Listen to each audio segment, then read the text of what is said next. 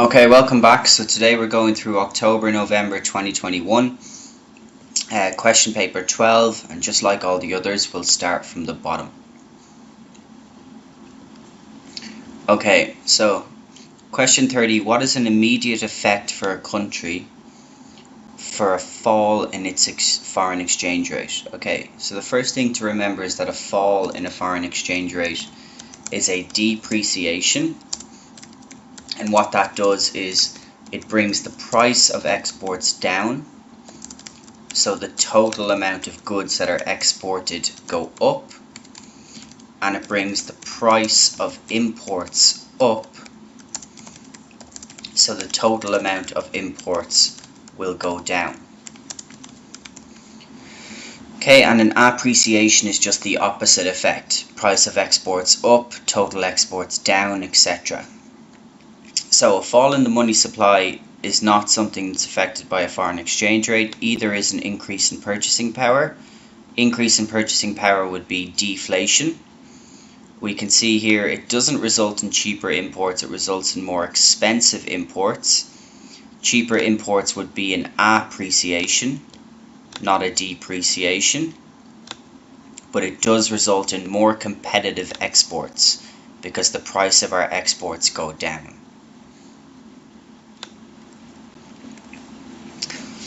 Okay, question 29. Why do some governments limit the operations of multinational companies within their domestic economy? So essentially here we're going to be looking for disadvantages, right? Because they're saying why do they want to stop them within their own country?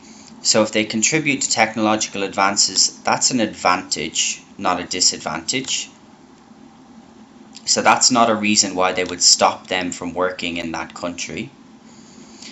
They decrease a country's unemployment rate. Again, decreasing the unemployment rate means that more people have a job. So that's also going to be an advantage, not a disadvantage. So we can discount that also.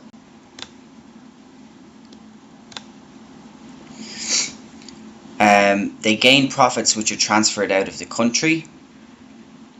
That is a reason why they would want to stop them within their domestic economy, because they're going to make their profits in the host country and they're going to send their profits home to their home country.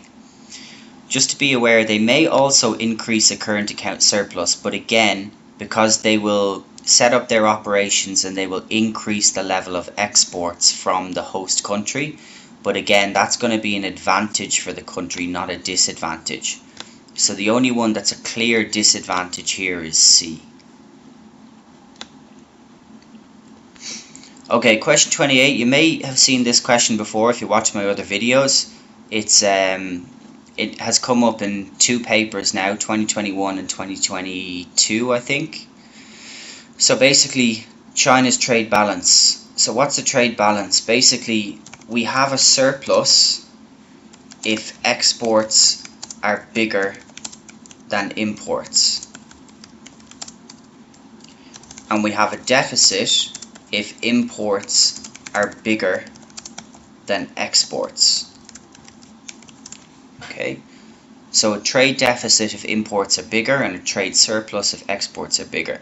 So if we look here, year 1, we can see that our exports are higher than our imports. So year 1 we get a clue that we have a surplus. And year 2 we can see that we're importing a lot more and we're exporting less, so we have a deficit. Okay, so what has happened to China's trade balance? It's moved from a surplus to a deficit.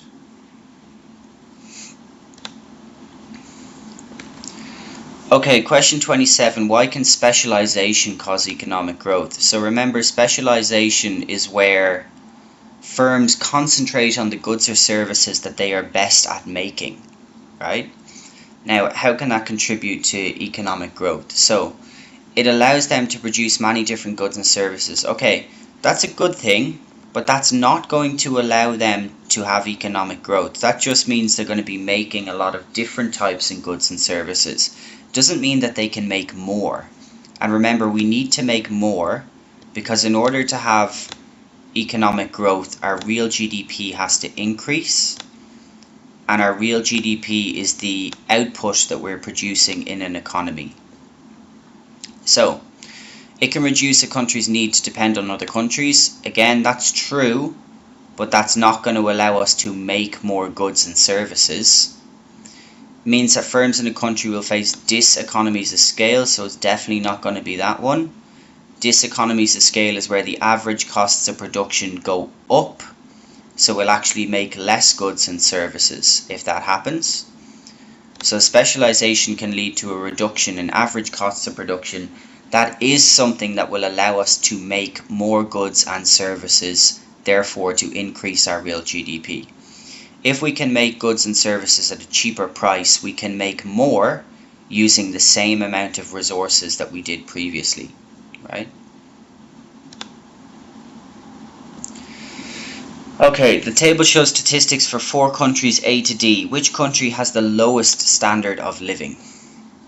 So what we're going to be looking for is we're going to be looking for a high average annual growth rate, a high population density, a low life expectancy, and low real GDP per head. So if we just start with the real GDP per head and life expectancy first, we can see here that A and D, they have the 2 lowest life expectancies and the 2 lowest real GDPs per head. Remember, standard of living is linked to how much money they're generating in an economy. So the lower the amount of money, the lower the standard of living. So we're left between A and D, and now we have to make a decision. We can see that the average annual growth rate of the population is higher in D, and the population density is higher also. So D is likely to have the lower standard of living. Generally, in countries that are poor, they have high growth rates of populations, and they have high population density. Population density is the number of people that live in a square kilometer. Okay, so because they also have the lowest life expectancy and the same real GDP per head, we can assume that their country is the poorest and they have the lowest standard of living.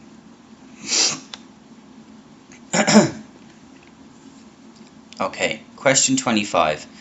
The birth rate in a country is higher than the death rate, so their population should grow. What might prevent the country's population from rising? Okay, so just remember there's 3 things. There's birth rate, there's death rate, and then there's immigration or emigration. Okay, emigration, the one with the E, that's people going out, and immigration is people coming in. Okay, so the death rate is rising. That doesn't matter because we're told that the birth rate is higher. Their medical care improves. Again, that doesn't matter. It's not going to stop the country's population from rising because the birth rate is still higher, and the birth rate is falling. That's false. Or even if it is falling, it's still higher than the death rate. But if we have more people going out of the country rather than coming in, then that might actually prevent the population from rising, even if the birth rate is higher. Okay, 24. What is a certain cause of absolute poverty? So remember, absolute poverty means they can't afford basic necessities. Okay, it's different from relative poverty, which is where we feel poor in comparison to others. Therefore, if we have insufficient income for basic needs, we can't afford those basic necessities, so it will cause absolute poverty.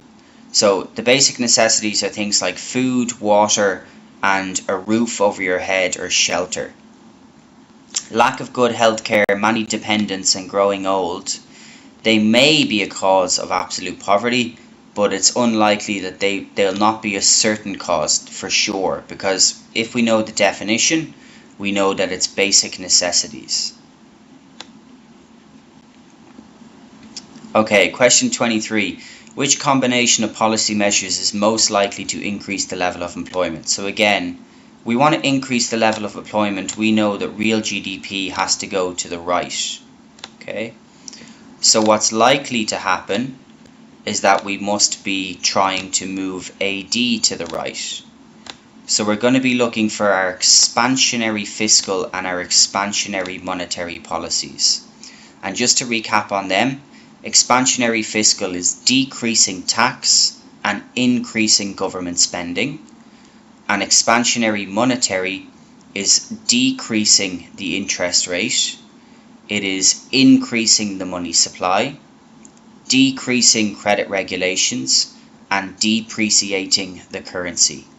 So 4 for monetary, 2 for fiscal. If we find them here, decrease general taxation, that's going to be fiscal policy, right? So we can get rid of C and D straight away because they're going to move AD to the left if we increase general taxation. And decrease the interest rate, that's going to be the monetary policy.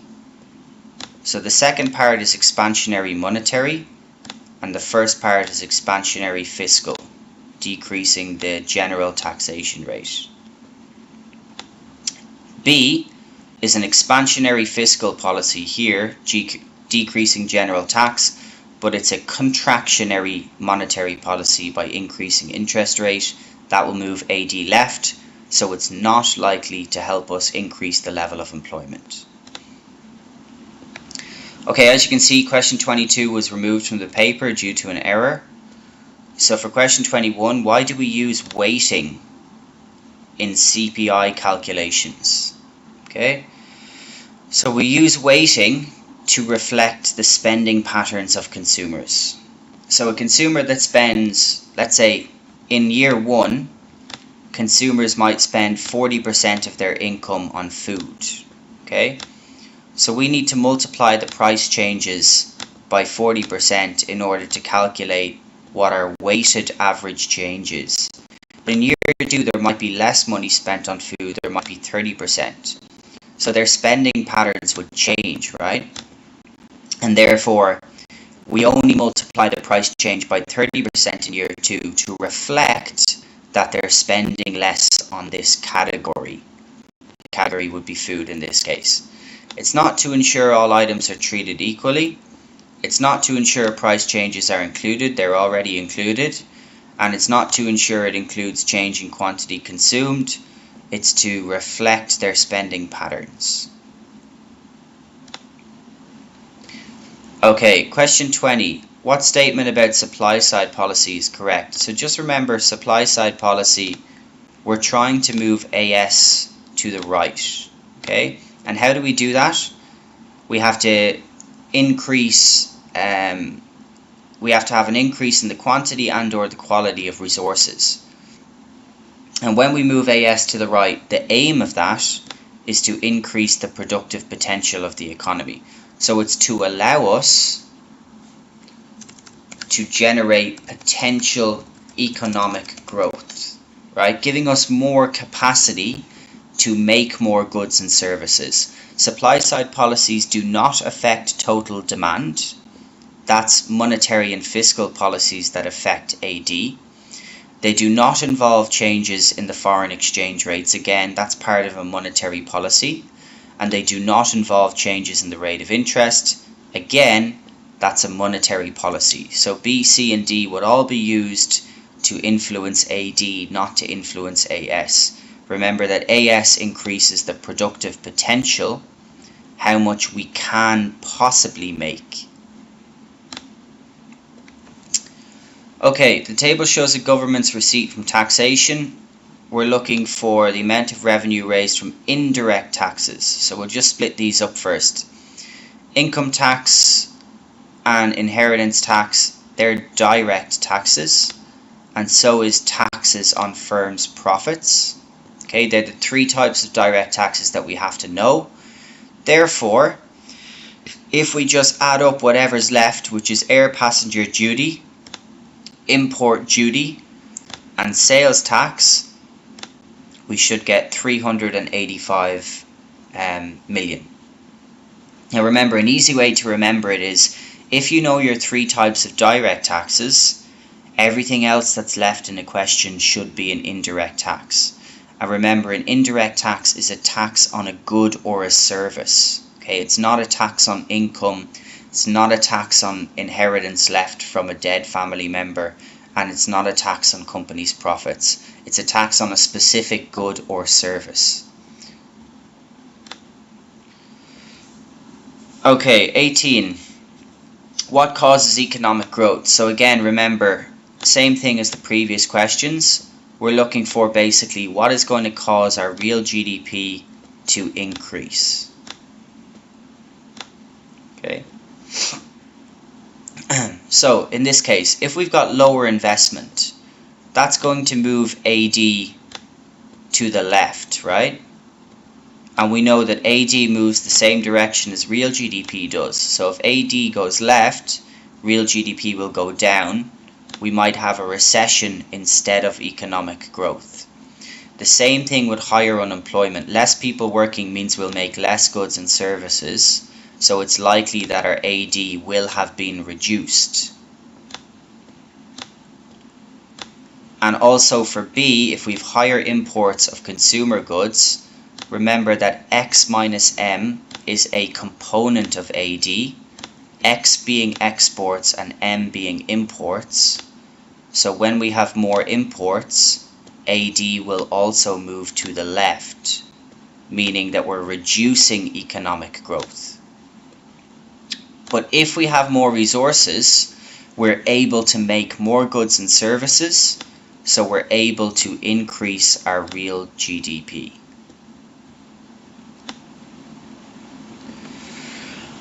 Okay, question 17 is a difficult question. It doesn't come up too often, but we've already gone through this in class. So an economy is operating with all resources fully employed. So that tells us that we're at the perfectly inelastic or relatively inelastic point on AS. Okay, what would be an outcome of a significant increase in government expenditure? So I'm just going to show this to you, and then hopefully it will spur some memories that you can remember from class. So real GDP on the bottom, price level on the vertical axis, and here we have our AS curve. Okay, now if we're at full employment, that means that we're at this area here. We don't have the potential to make more goods and services unless we can shift AS to the right. So we're stuck along here somewhere. So if I put in this point as our original AD, if we have an increase in government expenditure, remember our components of AD are C plus I plus G plus X minus M.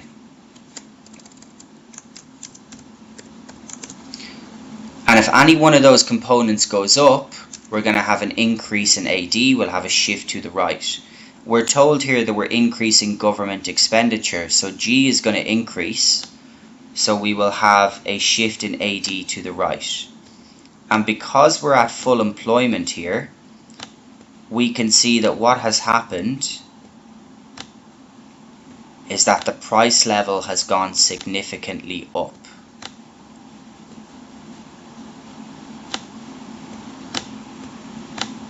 So what does that tell us? That tells us that we've created inflation, right? When we're on the full employment level of AS, we've no spare capacity. If AD moves, it's going to create inflation because the output's not going to increase, but the price level will. Therefore, we can see that it might create demand pull inflation, which is the type of inflation where AD moves to the right. Okay, output will not change or go down. Deflation will not happen. That's where price level goes down. And we won't have increased unemployment because our resources are fully employed, so we're already at full employment. Okay, question 16. A recession is where there are 2 consecutive quarters of falling GDP. Nothing to go through on that question except to learn the definition of a recession. 6 months where real GDP goes down consecutively. And the same for 15. For 15, the correct answer is D. You just need to go to your Unit 3 slides like I've explained in other videos, and you just have to go learn these 4 different types or 5 different types of mergers.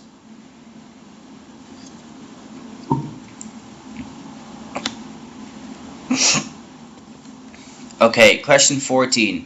The size of the domestic car industry in Japan has enabled car producers to be more price competitive than rival car producers. What is an explanation for this? So basically we're saying, like, how is it that they have become able to offer cheaper prices than their competitors? So what would explain it? The car industry being labor intensive would not explain it.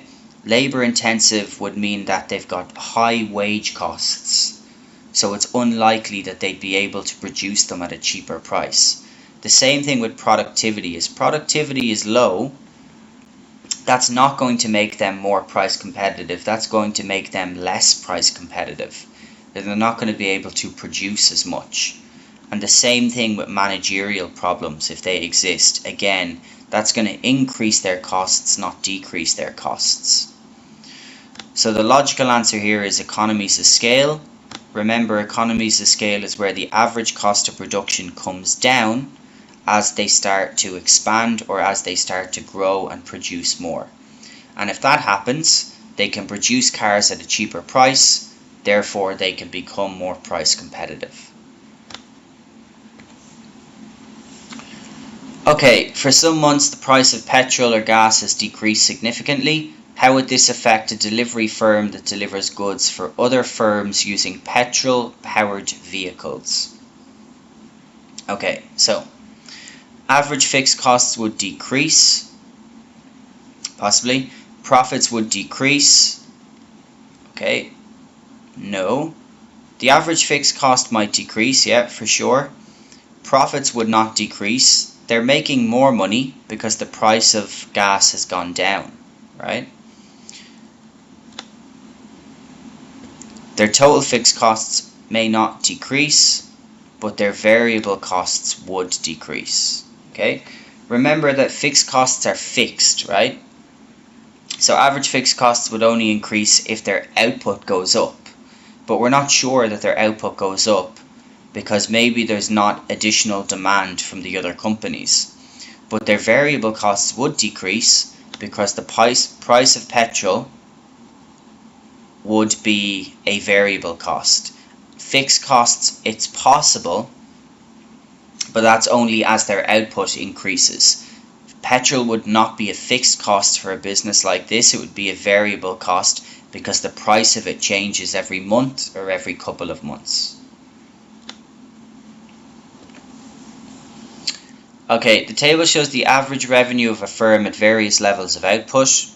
What happens to total revenue as output rises? Okay, so we can see total revenue for the first one would be 10.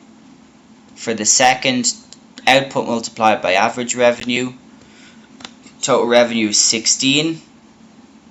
For the third one, total revenue is 18. And then total revenue is 16 again. Okay, so let's have a look. It falls and then rises. That's wrong. We can see that it goes up, up, and then down. So it rises and then falls would be the correct answer here. Very simple. You multiply output by average revenue to get your total revenue. Okay, wages for nurse decrease while working hours for pilots decrease. Assuming other factors do not change, what is the likely effect on the number of individuals choosing to become nurses or pilots? Okay, so you've got to think about it this way. We're not told that the wages for pilots change, we're just told their working hours go down. If the wages for nurses go down, there's going to be less people wanting to be a nurse, right? But if the working hours for pilots go down, there's going to be more people wanting to be a pilot because they're going to get the same salary. We're told that other factors do not change and they get to work less hours to do the same job. So that sounds like a great deal. Therefore, pilots, the demand, or the people who want to become pilots, will go up, and the demand for nursing will go down because they'll get paid less. Okay. Which government policies will reduce the difference in income between low-paid and high-paid workers? Okay, so we're talking about reducing income inequality here. And remember, how we do that is we use a progressive tax system. So, let's have a look at this. Decrease maximum wage, more regressive. That's definitely wrong. Regressive means that the lower paid people will actually be paying more money. And if we decrease maximum wage, then the low paid workers will be getting paid less money also. Again, decrease in maximum wage, that has to be wrong. So we've got increase in minimum wage. They would both be right, because we want to pay the low paid workers more money, right? And then we want to use a progressive income tax system, which is an income tax system where the people at the top, the high paid workers, will pay more tax and the low paid workers will pay less tax. Like I said, it would be the opposite if it's regressive, and that's not going to help us reduce the difference, because we would end up, if it was regressive, having the lower paid people paying more tax. Okay, what will increase the demand for labour in an industry? So remember, this is about the demand and supply curve for the labour market, not necessarily regular demand and supply curves that we're used to. So a decrease in labour productivity would decrease the demand. Okay, why? If workers produce less, employers are going to want to employ less workers. A decrease in the demand for the good made in the industry, same thing. If people are demanding less goods and services, the firm or the company is going to need less people to work. So demand will also decrease.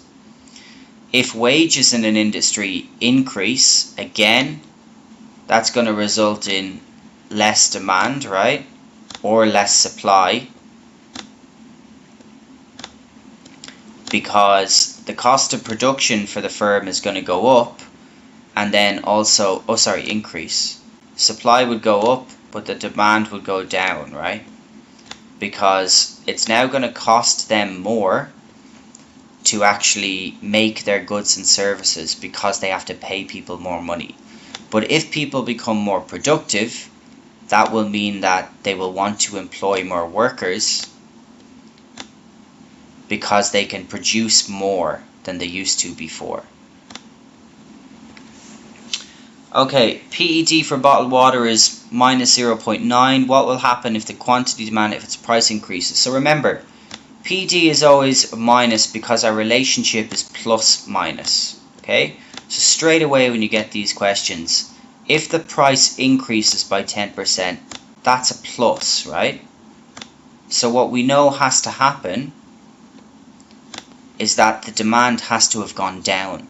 So we can get rid of C and we can get rid of D. And the demand must have decreased by 9%. Now test it.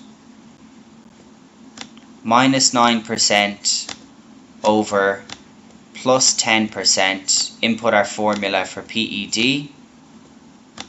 And then we know what our PED should be. That should give us minus 0.9. Okay, so just test out the figures once you know which way it goes if you're still confused. If you put 0.9 over 10, you should get 0.09, which would not be correct because we're told it's minus 0.9. Okay. Diagram shows changes in the demand and supply curves for a good. Which diagram shows the effect of a government providing a subsidy? So without even looking at the diagrams, what is a subsidy? It's free money that a government gives to a firm. And it allows them to make more goods and services because it reduces their cost of production. So it shifts the supply curve to the right. Okay, so if we look at these, C, that's demand shifting left, so that's wrong. D is supply shifting left, so that's wrong. B is demand shifting right, so that's wrong. A, supply is shifting right, so that is the effect of a government providing a subsidy. Okay, what is a macroeconomic concept? So remember, macro covers the whole economy, whereas micro is the study and behavior of individuals, firms, households, individual markets. So the effect of a price change on a good, that's a micro concept because we're only looking at one good. Equilibrium price in the market for a good, again, that's a micro concept because we're only looking at one good. The reason for a change in a firm's behavior, again, that's only one firm, not the whole economy. But the total spending in an economy would be a macro concept because it covers the whole economy. It doesn't just cover a firm or an individual good or an individual industry. It covers everything. Okay, question 5. What is the role of the price mechanism? Okay, so I won't spend too long on this. We should all know this at this stage. The role of the price mechanism is to allocate scarce resources. Okay, it does not increase the provision of merit goods. That is what the government has to do. It does not make the distribution of goods and services more equal. It rewards people for meeting demands of consumers and punishes them for not responding to those changes. And it does not reduce the negative externalities of production and consumption. Again, the government has to step in to reduce those negative externalities. Okay, when is production certain harm to society? So we're talking about our external costs here. So our answer here would be when the social costs are greater than the social benefits. And why? Because that will generate external costs. Meaning that there's negative effects to society of using these goods and services.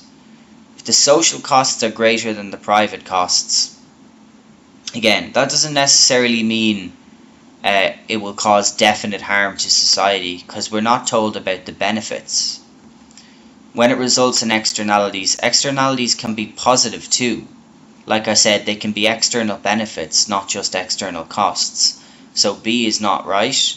And A, private costs are better than private benefits. We're talking about society, we're not talking about the firm. Private benefits and private costs are only what would be incurred by the firm making the good or service. Okay, question 3. Helium is a gas that is limited in supply because it takes thousands of years to form. Government holds 35% of the world's supply and has been selling its stocks. It's essential in medical scanners. It's used for party balloons, which is a wasteful alternative. Okay, what two concepts apply? Demand and supply, yeah, sure, that concept applies, but government subsidy does not, because we're not told about the government giving a subsidy, so that has to be wrong. Excess demand doesn't supply because we're told that they've been selling their stocks, right? Resource allocation does, but excess demand doesn't, so that's wrong. For C, wasteful alternative use, so opportunity cost does apply because we're saying there is another use for the helium gas, but private monopoly does not because they control 35% of the world's market and also it's controlled by the government, so it's not a private monopoly. Public sector applies because it's the government, and the factors of production apply because we're told what it's used for, and obviously because it's a good, factors of production have to be used in order to make it. So D is the only one where both scenarios apply. A relatively difficult question. Okay, the PPC curve shows, alright, I just want to get this up so I can load it in straight away onto the files that I have. Okay, shows the hours per day a student has for either entertainment or revision. Student revises for 3 hours a day. As the exams approach, they decide to revise for 9. Okay, so go to revision hours, go to 3, let's call it A. This is where they start. And they're now revising for 9, so they're now here at B. Okay? Then we have to calculate what they give up. So when they're at A, they've got 12 hours of entertainment. And here at B, we can see they've got 6 hours of entertainment. So for revising for an extra 6 hours, what have they lost? They've lost 6 hours of entertainment. Because we're asked about the opportunity cost, so what is it that they have given up? And 6 hours of entertainment for 6 more hours of studying is what they've given up. Okay, to help reduce the price of oil, new supplies are needed. However, objectors oppose exploration of new sites because of the environmental damage. Why is this statement an example of the basic economic problem? Okay, like I said to you before, basic economic problem, we came up with our little condensed list, right? Our little summarization. We said limited resources, unlimited wants, and then depending on whatever order you want to put it into, choice, scarcity, opportunity cost. So we're always looking for one of these key words, right, when we get a question on basic economic problem. So does it involve demand and supply? I'm sure it does. Are there external costs? Yes, there are, but it's not the basic economic problem, and that's our question. Oil's expensive. You can say that again. It's very expensive. Limited resource. Again, basic economic problem. I guarantee you, you just learned this little five words essentially summarization, then you'll always get the answers on the basic economic problem. They always refer to something to do with these 5. Okay? Right, thanks for listening. I hope it helped.